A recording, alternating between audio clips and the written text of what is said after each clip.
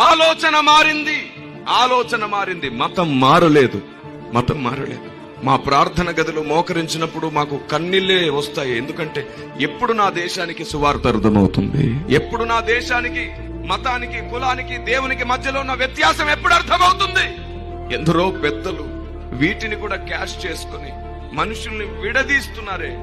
ఎందరో పెద్దలు వివాదాన్ని అణచాలి, గొడవ లేకుండా చెయ్యాలి, అలాంటి వారు లేని అర్థాలు పుట్టించి గొడవలు పెడుతున్నారే.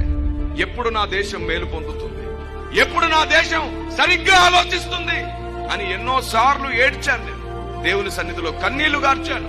నా దేశానికి అర్థమయ్యేటట్లు చేయడానికి ఈ చివరి దినాల్లో ఒక పెద్ద స్వరం అవ్వాలనుకొని పరిగెత్తడం ప్రారంభించాను. అందుకే ప్రతి ఒక్కరికి అవగాహన కలిగించడానికి మిషన్ సమన్వయత అనే ఒక వేదికను స్థాపించాను.